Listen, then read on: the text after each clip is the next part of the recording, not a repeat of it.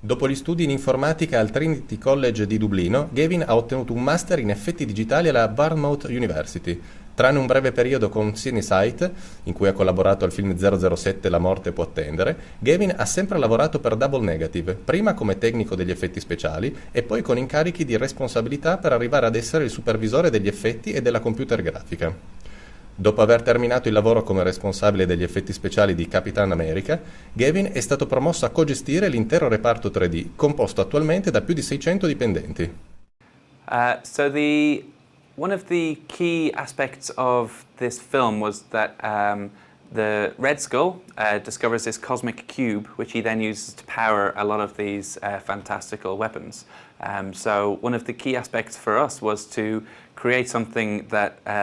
looked like it was embedded within the world of World War II, but also had a slightly fantastical element to it. So it was vehicles that looked like they could have existed if they had had that technology, if they'd had that superpower that the Cosmic Cube had given them. So for example, in the film, every time one of the Hydra guards is running around just carrying a gun, we were adding a little blue glow onto it. So even really simple shots where they're not firing, they're not doing anything special, we did a huge number of shots where we were just enhancing the blue that was on the plate. So we were adding little lens flares and little blue effects onto even just standard shots, just to make them look like something special is happening.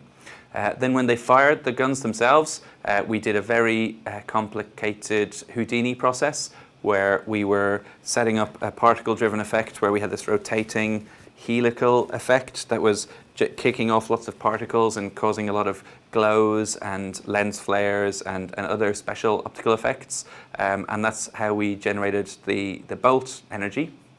which was then used to drive some of the other effects, like when the guys themselves get killed, the death effect kind of inherited some of the look of these blue effects. So then the big vehicles themselves, like the suborbital bomber and the land cruiser and the pod fighters, they were all meant to start from a 1940s style, but then because they had this advanced technology, they were able to build them, bigger than anything that had ever been done before. So in the case of the land cruiser tank, it was 60 feet tall, much bigger than any tank that has ever really existed, and the suborbital bomber was hundreds of feet wide. So the difficulty there was creating something that had a sense of scale, but still looked like it could exist in the real world. So, we had to add in a lot of extra detail and visual cues to make it look like it actually was that big and was, believably impressive and like a scary weapon that could actually cause a lot of damage and could help the Hydra guards, win the war if Captain America doesn't step in. So Captain America's shield was on set when they were filming. They had a number of different shields. They had one which was made of steel, metal, but then anytime he was carrying it, they actually had to use rubber, so that it was something that was lightweight enough that he could actually run with it and throw it. So we had to replace a lot of the shots where it was a rubber shield, and we had to build a 3D asset which would hold up full screen, so it had to look good enough that it could actually fill the whole frame and still look like a believable object. So for example, we had shots where Captain America would throw the shield and it would, one shot where it stopped the closing doors and freezes right in front of the camera, and to make that look good enough we had to spend a lot of time working on the shaders, making it look like it had all these fine grooves and the light was reflecting off it in a certain way. And we also had to make it look battle scarred, so we had to paint in a lot of damage as if it had been through, a lot of wars, because Captain America at this stage had been through fighting in the war for a couple of years. So we had to give it that sense of history and model in all of the details, so it wasn't just a big shiny disc, but it was actually something that felt really iconic and like something that he could use to help win the war. So with our own fluid solver, we always have the option of using Maya fluids where it's appropriate. So for example, if somebody comes in from a different company who's a new hire, they can use Maya fluids to run simulations if they want. But then we also have our own in-house solver called Squirt. And the, special feature that has is that you can run a base fluid sim, so it'll perform the basic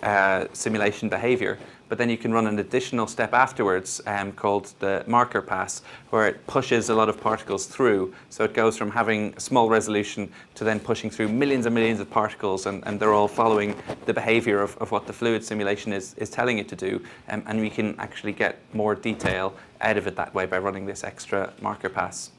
And then in terms of rendering these things then, when we've got, say for example, the smoke simulations that we've done, to render it through Maya, for example, would be difficult because we'd have to write our own plugins to read our own special volume format, because we've got a 3D format that allows us to compress a lot of the data into smaller files so that we're not having to store terabytes of information just for large simulations.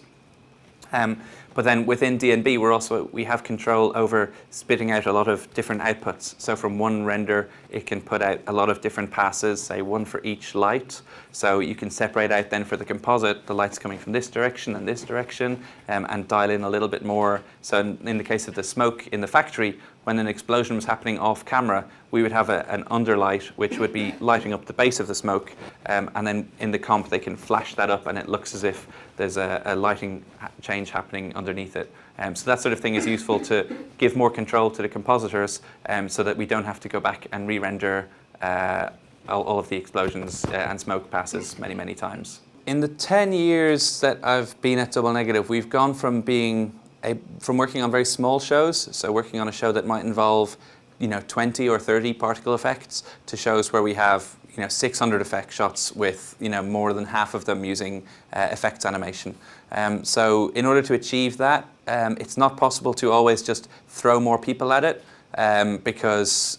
you need to be able to maintain a certain standard to make sure that everything coming out looks as good as your best shot,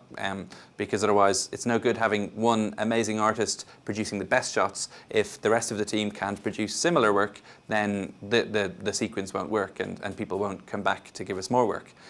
So we spend a lot of time trying to train people to make sure we've got the procedures in place so that when someone comes on board, they can take advantage of our tools very quickly, and they will know exactly what to do in the shortest time period possible. And we also work on our pipeline so that if somebody, say for example, comes up with a really good simulation for, say, a smoke or some snow or whatever, we want to make it possible for everybody else to be able to share that as easily as possible. So we have an asset system in place and a library where people can look for existing simulations and existing assets that have been built, and basically reuse them so that we're able to build up new shots very quickly without having to always go through big, long simulation processes, and we can just reuse the effects that we've already built.